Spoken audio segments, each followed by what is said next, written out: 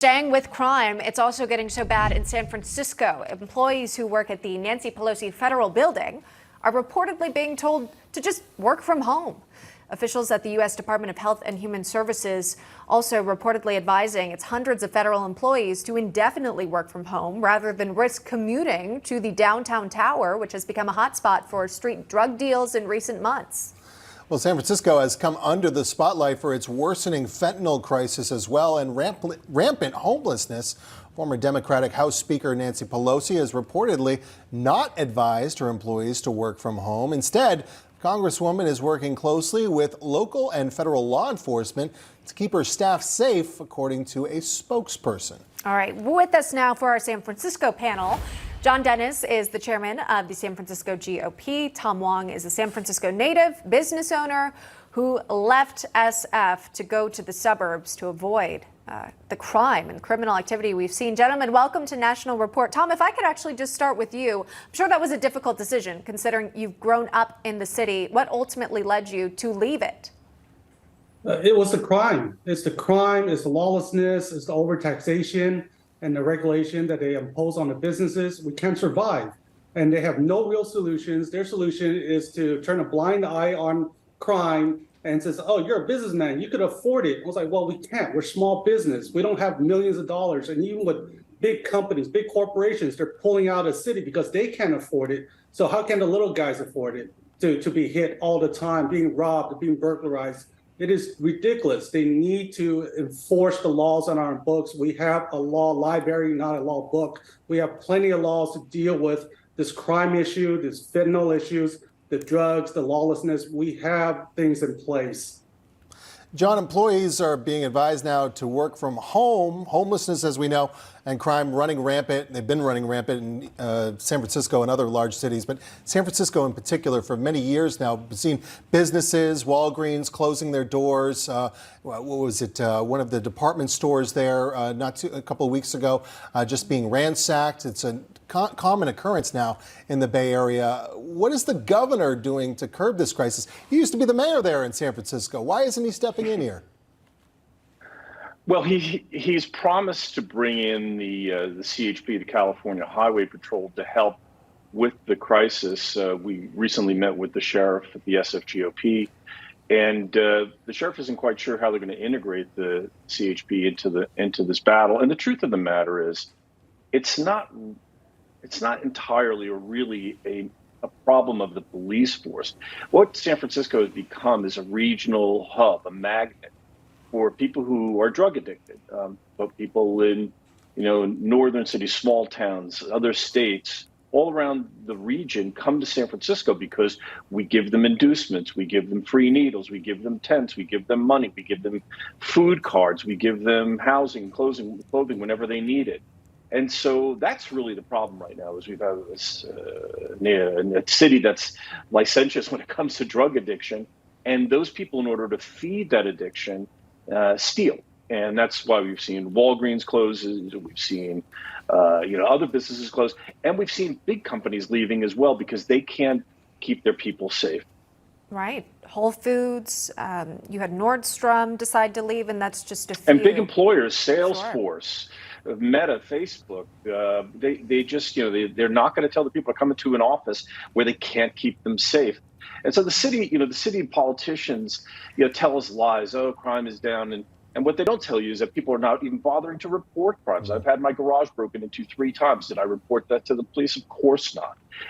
It's not worth my time. It's not going to result in anything. And what's happened is that businesses, say, okay, lie to us all you want. We're just going to leave. We're not going to listen to your nonsense. It's time for us to go. And it's time, really, in the end, for adults to sort of, to take over in San Francisco, or else we're going to lose this beautiful city. I was going to ask Tom about this because we've been following the recall of Chesa Boudin, the former DA, now the replacement, Brooke Jenkins. Any update or any development, Tom, that you've noticed with the city? Do you think there's been any improvements made now that there's a new person in the district attorney's office? With the new DA, there has been some improvements. There has been more arrests, a lot of bigger cases. I believe the CHP arrested somebody about a month ago with enough fentanyl to kill the city 3 times over. So they are making some impact, but it is just a mountain, and it is so great that we're barely scratching the surface, and we really need more help in this. We need to enforce the laws that are on books. We need to even hold the big tech, like Facebook and Twitter, those companies, those big tech companies, accountable for facilitating this type of mass bum rush of stores and looting and selling stolen items on their platform. We need to hold them accountable as well to try to curb and stop this type of behavior. Shut down their account. It's very easy. When you do something criminal on a tech platform, just shut it down. And that would actually stop a lot of this coordinated attack efforts. And we have to go after these people who buy these stolen goods. We need to send a message that this lawlessness is no longer tolerated, and we are going to punish you to the fullest extent of the law. And that's how we're going to stop this and stop all this looting and crime and make the city safe again. Yeah, I was going to say the only thing that's locked up these days is the toothpaste. When you go to your local CVS that you've got to call an attendant for. Salesforce built the biggest tower west of the Mississippi, and they're leaving the city. That'll tell you everything you need to know. All right, really interesting. John and Tom, thank you very much for coming on and sharing your perspective. We appreciate it. Thank you. All right, thank you. Newsmax contributors Tom and Deneen Borelli are back with us here on set. And Deneen, wow, the real world experience where you've got someone who lived and worked in San Francisco and then had moved out citing crime. That from Tom Wong. Just your thoughts on his story. Yeah, I saw his interview last week that was done with him, and it's heartbreaking to hear, but it's also frustrating. And I don't blame these people for leaving, but that is if you're able to leave, if you can afford it. California is on fire. San Francisco is definitely on fire. California, you can steal, what, $950 worth of goods, and it'll be a misdemeanor or nothing will happen to you. You have these wacky laws that are on the books, these Democrat policies, soft on crime. People know that they can do this stuff and they can get away with it. Tom, this city, New York City, went through decades of urban plight. People didn't feel safe walking down the street. And then in the early 90s, a man named Rudy Giuliani came into office. New Yorkers gave him a chance to clean up the city. He did that. When will Chicago, this current city, and places like San Francisco, Baltimore, when will they give the other side of the aisle just a chance to say, hey, what we're doing isn't working. Let's see what you got.